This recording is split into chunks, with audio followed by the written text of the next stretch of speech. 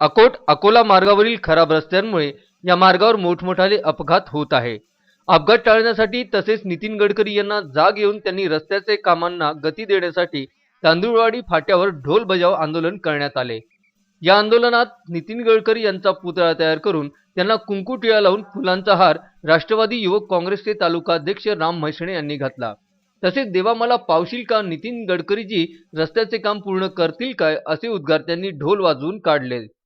या आंदोलनासाठी अकोलखेड येथील ढोलाचे भजन मंडळाचे पुरुषोत्तम लांडे, गजानन शेळके, रामदास गणोरकर, गोवर्धन लोखंडे, गजानन निमकर, वासुदेव पद्मने, अरुण रेचे, रामा तायडे, पांडुरंग रेचे, रितेश भोरकडे, देवानंद टवलारे, विवेक गणोरकर हे उपस्थित होते.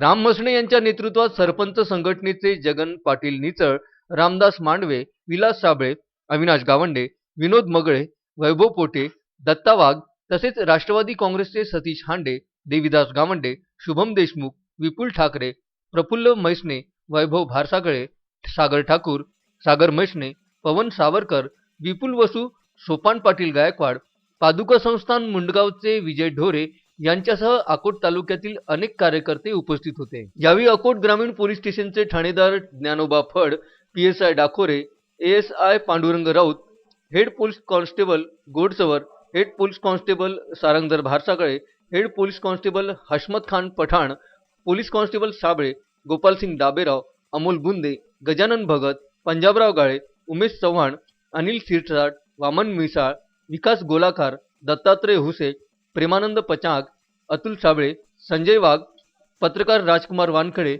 रामेश्वर भगत, सचिन पाचुरकर, गीता भांगे, उषा सिरसाट, परिणिती वाशिमकर, निलेश खंडारे यांच्यासह होमगार्ड पथक तसेच अकोट शहर, हिवरखेड आणि अकोट ग्रामीण पोलीस मोठ्या प्रमाणात बंदोबस्त ठेवण्यात आला होता.